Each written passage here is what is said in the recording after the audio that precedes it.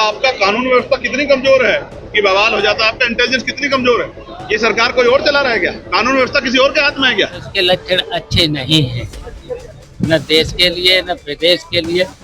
नमस्कार दोस्तों, स्वागत है आपका। आप देख रहे हैं क्रिएटिव विजन न्यूज का एक्सप्लेनर और आपके साथ मैं हूं शबा। उत्तर प्रदेश के बरेली में शुक्रवार को हुई हिंसक घटना ने पूरे राज्य को हिला दिया। आई लव मोहम्मद के नाम पर हुए प्रदर्शन ने अचानक हिंसक रूप धारण कर लिया। इसमें पथराव, पुलिस पर हमला और लाठीचार्ज जैसी घटनाएं।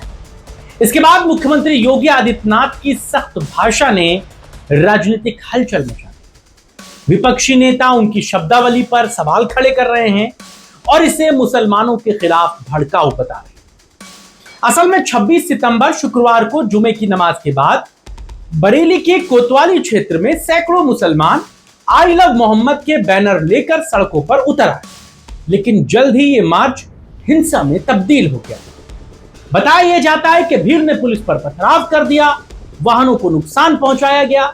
स्थिति बेकाबू होता देख पुलिस ने लाठीचार्ज किया और आंसू गैस के गोले छोड़े। इस हिंसा में कई लोग जख्मी हुए और पुलिस प्रशासन को इंटरनेट सेवाएं कई घंटों के लिए बंद करनी पड़ी। प्रदर्शन के मुख्य सूत्रधार बरेली के प्रमुख मौलाना तौकीर रजा बताए गए। फिलहाल पुलिस ने उन्हें गिरफ्तार कर लिया। उन्होंने ही सोशल मीडिया पर इस अभियान का आह्वान किया। पुलिस ने इस मामले में दर्जनों लोगों को गिरफ्तार किया। इनमें ज्यादातर बाहरी जिलों से आए बताए जा रहे हैं। अधिकारी ये कहते हैं कि प्रदर्शन में नाबालिगों को आगे रखा गया, जो हिंसा को भड़काने का प्रयास था। वर्तमान में बरेली फिलहाल शांत है, लेकिन तनाव बरकरार है। इस घटना पर मुख्यमंत्री योगी आदित्यनाथ ने सख्त रुख अपनाया। रैली में उन्होंने कहा कि जो उपद्रवी बरेली की तरह पिटेंगे वही सबक लेंगे। उन्होंने गजवाए हिंद की साजिश का भी जिक्र करते हुए चेतावनी दी कि ऐसी कोशिशें कभी सफल नहीं होंगी। मुख्यमंत्री ने कहा कि जाति धर्म के नाम पर हिंसा भड़काने वालों के लिए बुलडोजर तैयार है। डेंटिंग पेंटिंग तो करनी पड़ेगी। उनकी इसी भाषा को उनकी कट्टर हिंदूवादी छवि का प्रतीक बताया जा रहा है। विपक्षी नेता इसे मुसलमानों के खिलाफ आपत्तिजनक बता रहे हैं। अब उत्पातियों और उपद्रवियों को पता लगेगा कि 7 पीढ़ियां याद आएंगी उनको, क्योंकि कभी कभी बुरी आदतें जाती नहीं लोगों की, तो उसके लिए उनकी डेंटिंग पेंटिंग करवानी पड़ती है कायदे से, जिससे उनकी बुरी आदतों को हम ठीक कर सकें। और यही डेंटिंग पेंटिंग आपने देखा होगा कल बरेली के अंदर, वो मौलाना भूल गया कि शासन किसका है। वो ये मानता था धमकी देंगे और हम जबरदस्ती जाम कर देंगे।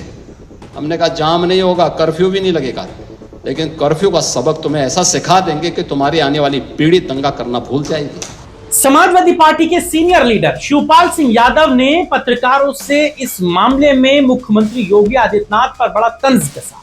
उन्होंने कहा कि हमने बहुत से मुख्यमंत्री देखे, लेकिन योगी आदित्यनाथ जैसा मुख्यमंत्री नहीं देखा। उनकी भाषा ठीक नहीं। शिवपाल यादव ने बीजेपी पर निशाना साधते हुए कहा कि ऐसी उत्तेजक भाषा से सामाजिक सौहार्द बिगड़ता है। उन्होंने मुख्यमंत्री की भाषा पर कई प्रश्न चिन्ह लगाए।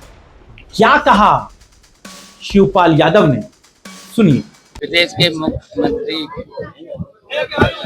का ध्यान बेरोजगारी, भ्रष्टाचार, महंगाई के खिलाफ नहीं है, केवल प्रदेश में अमन चैन खत्म करने का है। तो इसके लक्षण अच्छे नहीं हैं, न देश के लिए न प्रदेश के लिए अच्छे नहीं हैं। और इस तरीके की मैंने तो बहुत से प्रधानमंत्री भी देखे, मुख्यमंत्री भी देखे प्रदेश में, लेकिन इस तरह की भाषा का प्रयोग कभी हुआ नहीं है। और सिर्फ शिवपाल यादव ही नहीं, नगीना से सांसद चंद्रशेखर रावत ने भी बरेली पुलिस की कार्रवाई पर सवाल उठाए। उन्होंने कहा कि मामले को दूसरे तरीके से भी हैंडल किया जा सकता है। आई लव मोहम्मद कहने पर गिरफ्तारी क्यों? अगर मैं कहूं तो मुझे भी गिरफ्तार कर लो। आजाद ने प्रदर्शन को शांतिपूर्ण बताया और पुलिस की कथित बर्बरता की निंदा की। उन्होंने कहा कि ऐसी कार्रवाइयों से अल्पसंख्यक समुदाय में भय का माहौल बनता है। उनका ये वीडियो, उनका ये बयान सोशल मीडिया पर ट्रेंडिंग है। क्या कहा चंद्रशेखर ने, ये भी आपको पूरा सुनना चाहिए। बरेली में जो अन्याय हुआ, मेरा सबसे बड़ा सवाल यह है कि एक प्रदेश में 2 कानून कैसे हो सकते हैं। हमें बरेली की घटना को भी देखना चाहिए और हमें फतेहपुर की घटना को भी देखना चाहिए। कुछ दिन पहले बरेली घटना हुई जहां शांति प्रिय तौर से लोग प्रोटेस्ट करने आए। पुलिस अगर चाहती तो उनको प्यार से समझा सकती थी, उनकी बात को सुन सकती थी, और ये ना समझाए गए ना बुझाए गए, उन पे लाठीचार्ज कर दी गई, छोटे छोटे बच्चों को पिटा गया, निर्दोष लोगों को जेल भेजा गया, 2000 लोगों मुकदमा हुआ। वहीं फतेहपुर सीकरी में एक ऐतिहासिक स्थल पे जो मकबरा है उसमें 500 पुलिस वाले मौजूद थे, फिर भी 300-400 लोग आके उसको मकबरे को तोड़ने का काम करते हैं। किसी को ये भी नहीं कि फूल भी लगता हो। ये इस बात का उदाहरण है कि सरकार धर्म के आधार पर कार्रवाई कर रही है। जो अन्याय हुआ बरेली में, ये अन्याय हमें स्वीकार नहीं। इस अन्याय के खिलाफ हमारी पार्टी कड़े फैसले लेगी। अगर बड़ा प्रोटेस्ट आंदोलन भी करना पड़ा तो हम लोग करेंगे। लेकिन मैं ये पूछना चाहता हूं उत्तर प्रदेश सरकार से कि आई लव मोहम्मद के अगेंस्ट में आई लव महादेव क्यों? जो लोग महादेव को मानने वाले लोग हैं वो लंबे समय से महादेव को मान रहे हैं। वो इस वजह से थोड़ा ही मानते हैं कि कोई आई लव मोहम्मद कह रहा है। आप समझने का प्रयास कीजिए। आई लव मोहम्मद का मतलब क्या है? इस अंग्रेजी वर्ड का हिंदी मीनिंग क्या है कि मैं मोहम्मद से प्यार करता हूं। इससे किसी को आपत्ति कैसे हो सकती है? किस आधार पे हो सकती है? ये क्राइम कहां से हो सकता है? लेकिन सरकार ने इसको क्राइम बना दिया।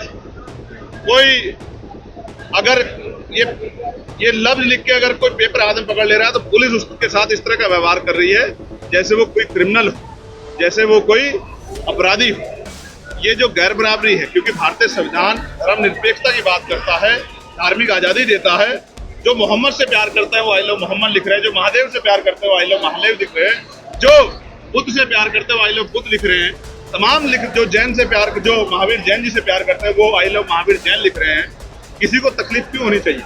मेरा धर्म मेरे साथ, आपका धर्म आपके साथ, नास्तिक जो लोग हैं उनका धर्म उनके साथ। इस आधार पे अगर कार्रवाइयां होंगी तो लोगों में असंतोष पैदा होगा, और ये सरकार चाहती है कि असंतोष बना रहे।